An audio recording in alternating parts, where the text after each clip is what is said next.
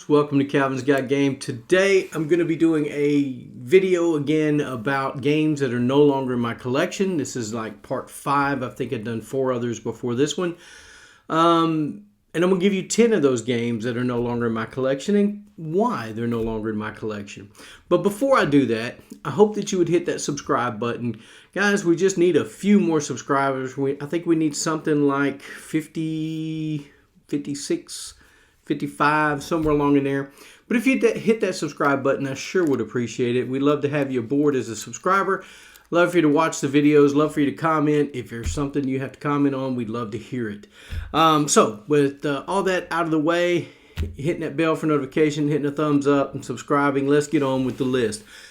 All right, so no particular order are these games. I didn't put them in a 1 through 10. I just put them on the list. So these are games no longer in my collection, starting out with a 2012 game called City of Horror by Repos Productions. It's 3 to 6 players, takes about 90 minutes to play.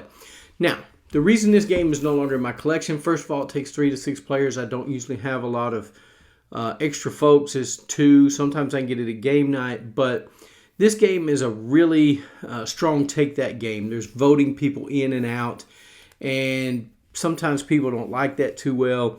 You're going in these different locations, zombies are attacking, and somebody has to leave because you can't have but so many people at the location. So it's kind of a take that game, and plus it takes 3 players to play. That's why City of Horror is no longer in my collection.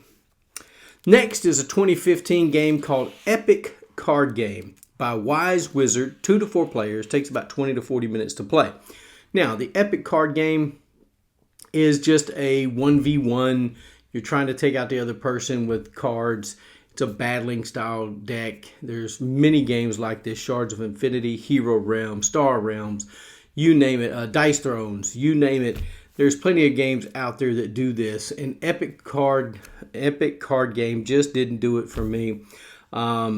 It was okay. I wouldn't say it's a bad game. It just didn't stick around in my collection. So, Epic Card Game is no longer in my collection. For that reason, there's so many other games out there that do it as well or better. All right, the next one is a 2017 game called Fog of Love by Cool Mini or Not. 2 players only, 60 to 120 minutes to play. I might be the only person out here that just didn't get this game. This game is very... I know you're trying to complete certain objectives, but this game is very boring. I don't know how else to say it. The game was very boring for me. I didn't enjoy the game. I played it with my wife. I thought maybe it'd be fun. For me, it was not. It didn't hit any of the buttons for me. I don't think my wife really enjoyed it. So that's kind of why Fog of Love is no longer in my collection. I found the game kind of boring. If you disagree with me, please put it down in the comments that you think that the game was great. I'd love to hear it. Maybe there's something I'm missing. I don't know.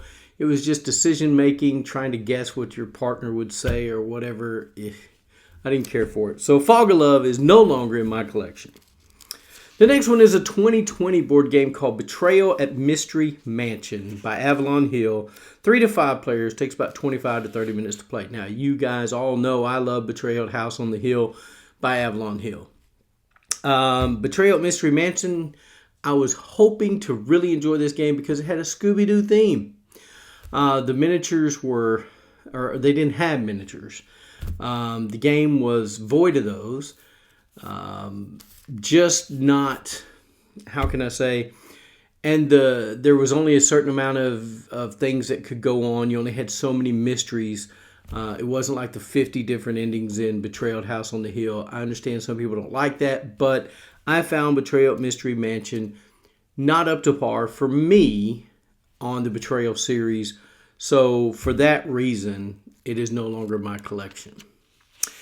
The next one is a 2017 game called Just Survive the Game by Broken Archer. 2 to 11 players, takes about 15 to 60 minutes to play. And you're praying for that 15-minute game because you're literally just trying to survive playing this game. Because you get so many cards, you have to have bad things continue to happen when you draw out of the deck. and you're trying to hope you have the stuff to fend it off. Game is not that good. So that's why Just Survive the Game is not in my collection. Just no. The next game is 2017. It's a game called Tiny Epic Quest. It's by Gamelyn Games, 1 to 4 players. Takes about 30 to 60 minutes to play. I don't have a problem with Tiny Epic Games. They're not bad. They're fine games. I just didn't find myself getting it to the table as much as I would have hoped to. They're cute little games with tiny little adventures. You can put little swords and shields on them. The game wasn't bad. I just didn't find myself getting it to the table. And so I wanted somebody else possibly who might want it more than me that would, I could sell it to or trade with. And that's why Tiny Epic Quest is no longer in my collection. The next one is a 2014 game called The Captain is Dead by All Direct Entertainment. 2 to 7 players, 60 to 90 minutes to play. I had high hopes for The Captain is Dead. I love Star Trek, the original series. I love space-themed games. I was hoping this game would give me the feel of Star Trek with things going wrong on the ship and having to fix those things. It kind of did that, but the game just was kind of not where I wanted it to be for me. I know the game, some people like this game, that's great, but the game just didn't hit my table as much as I thought it would. So if a game doesn't hit my table as often as I think it should, at least once every 6 months or once every year, then it's got to go because it's just not being played and there's no sense sitting on the shelf drawing dust. So that's why The Captain is Dead is no longer in my collection. Here's probably the newest game on the list. It's a 2023 game called The Age of Comics: The Golden Years by Larius Games, 1 to 4 players, 50 to 120 minutes to play. Age of Comics has some really cool ideas. The comic book covers and stuff, I really enjoyed, really liked them. They were awesome looking. The problem in this game is, for me, is I didn't find you can make regular comics or you can make counterfeit comics. I didn't find that making the counterfeit comics benefited you enough to do those, and so I didn't see very many people going after that route. They would just make the regular comics and try to score points that way, getting the best fans of that comic book. And I just didn't find the game enjoyable for me. I thought it was just great components, had metal coins, had all these things. Or I got the upgraded version that had the metal coins and some ceramic pieces. Beautiful artwork. It was a pretty game. But like I said, the game was still kind of could have been better. Could have had more of a...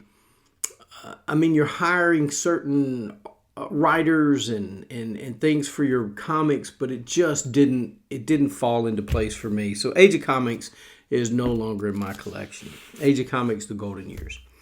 The next one is a 2019 game called Foodies from Cool Mini or Not. 2 to 5 players, 20 to 30 minutes to play. Now, I love food. I like all kinds of food. I like to cook. So I thought Foodies would be an interesting game for me. You're trying to get chefs and things to make in your food court and putting food places in your food court. It was an okay game. The game was a little simple-ish for me. There was not a lot of thinking.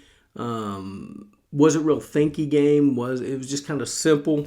It's 20 to 30 minutes to play. It doesn't take that long to play it. But Foodies just didn't hit the mark for me on that either. I don't know if something like Food Chain Magnate would be better for me. I don't know. I've never played it. But Foodies just didn't make it for me. That's why it's no longer in my collection. The last one is a 2020 game called Kingswood from 25th Century Games. 1 to 5 players, 15 to 45 minutes. Now, in Kingswood, you're going in a rondel circle type thing, collecting things to be able to fight off monsters. The problem is you have a guard on that rondel and you have another player, and you can't go where the guard is, and if you go where the player is, I think you have to give them something to be on the same space, to do that action.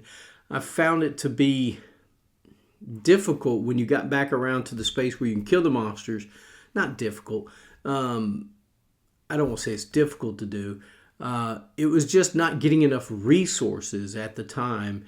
By the time you got back around on the rondel to fight monsters or landing on that space, you couldn't quite get enough stuff to get the things that you wanted. Or somebody would do something to get better resources because of what you did or something, because other resources get added or somehow. Kingswood was a fine game, pretty game, nice game, good components. The game was just not for me. I love rondels. I like rondel systems. But this game just didn't quite work for me, and I don't know why. But that's why Kingswood is no longer in my collection. So, those are the 10 games no longer in my collection, and kind of the reason why they're not there. I don't dislike any of these games. Well, there's one that I could do without. But most of these games were just because I didn't get them to the table enough, or they just didn't have enough meat to the game for me. So, guys, let me know what you think are games that on this list that I probably should have kept, or I didn't give a fair enough chance to. Or what are some of the games that you have gotten rid of in your collection and why? I'd sure like to hear it. Also, don't forget to hit that subscribe button, because when I do hit 500 subscribers, I am giving away a board game, and I will be sending it out to a subscriber, and the contest is only open to folks that are subscribed. So if you're not subscribed, you can't win. So hopefully when I hit that 500, we can get that board game out, and when we do, we'll get some feedback about what you guys might want, what you're looking at, and see if we can't get something out that everybody would enjoy. So with all that being said, don't forget to hit the subscribe button, hit the bell for notification, hit that thumbs up to help the algorithm for these videos. And guys, as I always say, get a board game to the table, spend time with your friends and your family, and I thank you for watching Calvin's Got Game.